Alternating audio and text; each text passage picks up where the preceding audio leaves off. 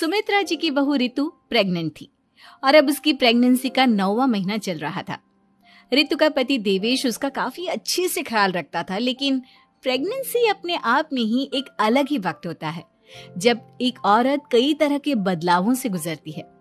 शरीर के साथ साथ उसके अंदर बहुत सारे इमोशनल चेंजेस भी आते हैं और रितु इन सब चीजों से गुजर रही थी। इसीलिए कई बार वो बहुत परेशान हो जाती थी। उसे बार बार बहुत मुश्किलों का सामना करना पड़ रहा था। एक दिन अचानक शाम के वक्त रितु जोर जोर से रोने लगी। अरे रितु बेटा, क्या हुआ? तुम रो क्यों रही हो? कुछ नहीं मम्मी जी, बस बहुत परेशान हो रही हूँ मैं। हाँ बेटा, वो तो मुझे भी दिख रहा है, तभी तो रो रही हो तुम। लेकिन परेशानी के पीछे की वजह तो बताओ, आखिर बात क्या है? किसी ने कुछ कहा क्या तुमसे?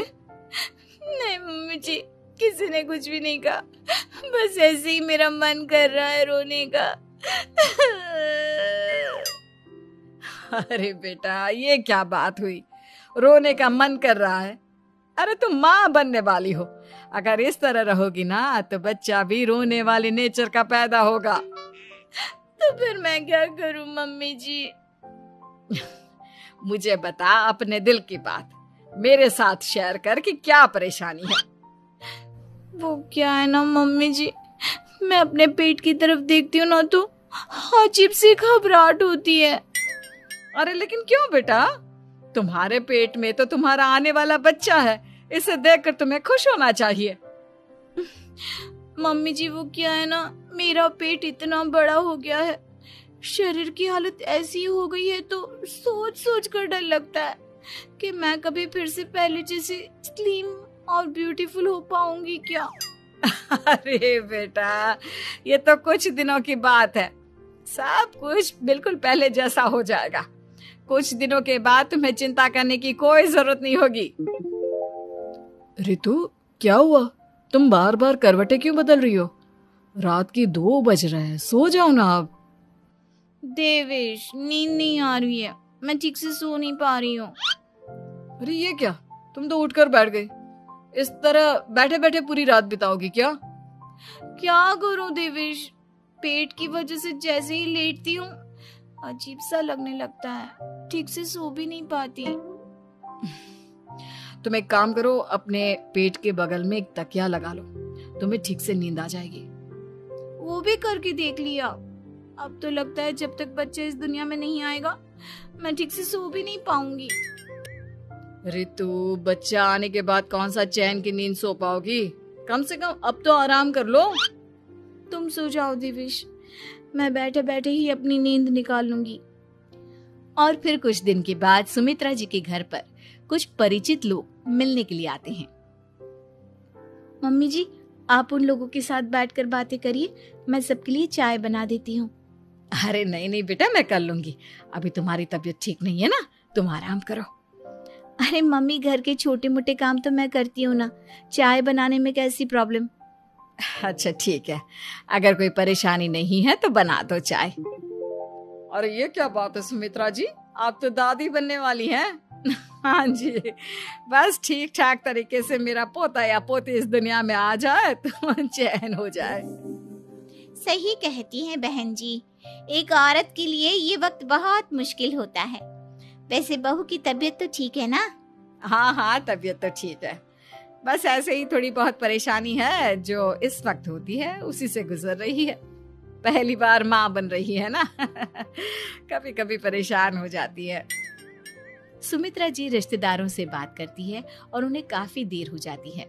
रिश्तेदारों के जाने के बाद, अरे रितु बेटा, तुम अभी तक किचन में काम कर रही हो? मैंने तुम्हें मना किया था ना, इतनी देर खड़े रहने की क्या जरूरत थी? मम्मी जी, वो मुझे लगा रात के खाने में देर हो जाएगी, इसलिए मैं साफ उधर बिजी थी तो मैं खाना बनाने लग गई थी। अरे बेटा, तुम तो बिल्कुल कुछ भी नहीं समझती, जरा अपने पैरों की हालत तो देखो। हाँ मम्मी जी, मुझे भी ना पैरों में बहुत भारीपन लग रहा है। ये भारीपन नहीं है, ज्यादा देर खड़े रहने की वजह से तुम्हारे पैरों में सूजन आ गई है। आप कमरे में जाकर आराम करो, चलो। और सुनो, अपने पैरों के नीचे ना तकिया लगा लेना, सर के नीचे मत लगाना, ठीक है?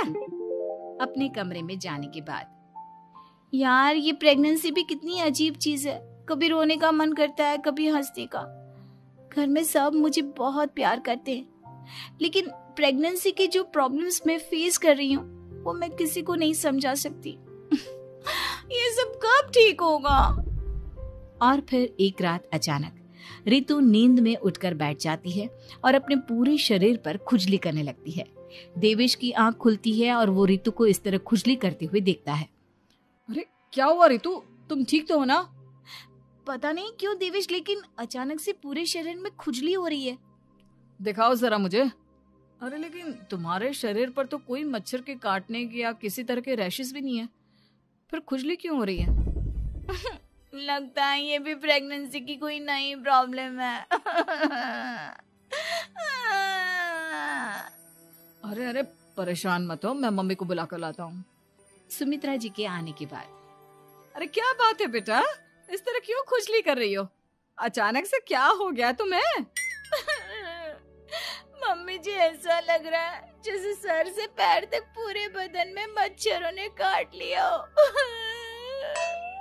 अरे लेकिन इसमें रोने की क्या बात है, चुप हो जाओ, सब ठीक हो जाएगा। हाँ मैं बहुत परेशान हो गई हूँ, बस अब जल्दी से बच्चा इस दुनिया में आ जाना चाहिए ताकि मुझे इन सारी प्रॉब्लम से मुक्ति मिले।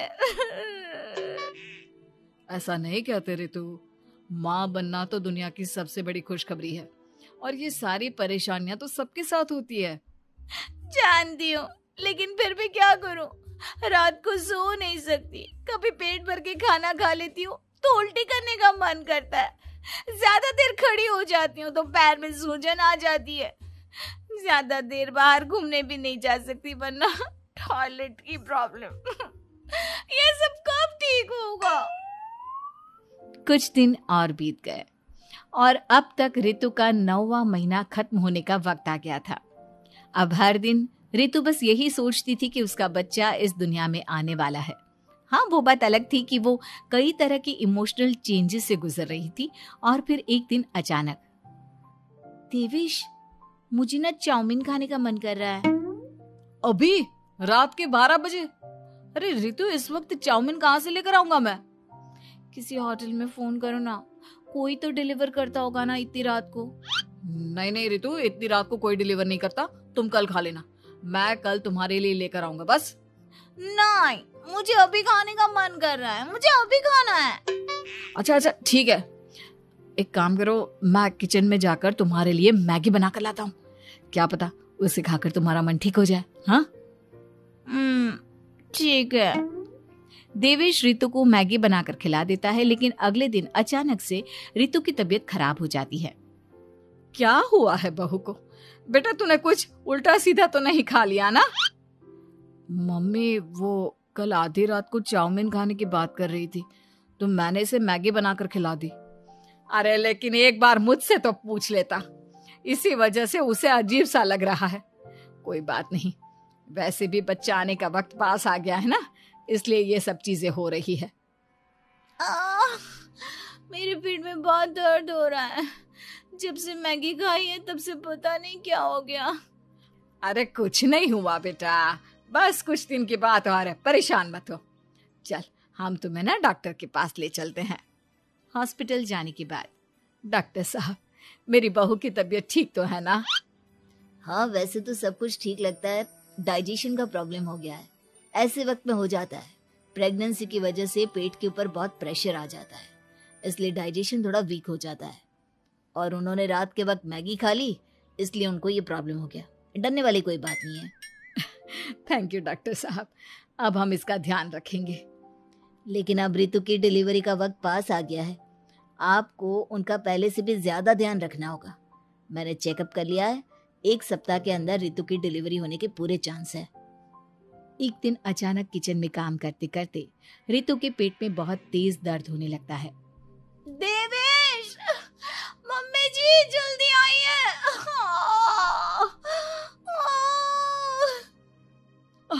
अरे क्या हुआ बहू, क्या हुआ तुम्हें?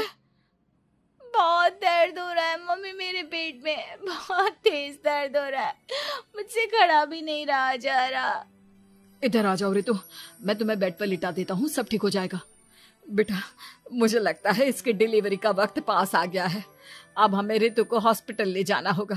वैसे भी डॉक्टर ने कहा था कि 1 सप्ताह के अंदर डिलीवरी कभी भी हो सकती है। मुझे बहुत दर्द हो रहा है, ऐसा लग रहा है जैसे मैं मर जाऊंगी। प्लीज मुझे बचा लो देवेश। अरे रितु, घबराओ मत, ऐसा कुछ नहीं होगा। हॉस्पिटल पहुंचने के बाद आप जल्दी से रितु को एडमिट करवा दीजिए और आप लोग बाहर वेट करिए। नहीं, मुझे बहुत दर्द हो रहा है। रितु, समझने की कोशिश करो, सब कुछ ठीक हो जाएगा। रितु को लेबर पेन शुरू हो गया था और वो काफी तकलीफ से गुजर रही थी। एक बच्चे को जन्म देते समय औरत जिस तकलीफ से गुजरती है उसे सिर्फ वही समझ सकती है। रितु की तकलीफ को देखकर देवेश भी काफी इमोशनल हो गया था। रितु को इस तरह चीखते देखकर उसे बहुत दुख हो रहा था, लेकिन आधे घंटे के बाद जब डॉक्टर अपने हाथ में रितु और देवेश की छोटी सी बच्ची को लेकर आया तो रितु के चेहरे पर स्माइल आ गई। रितु, ये देखो, तुम्हारी और मेरी नन्ही सी बेटी। ये तो एकदम परी की तरह दिखती है।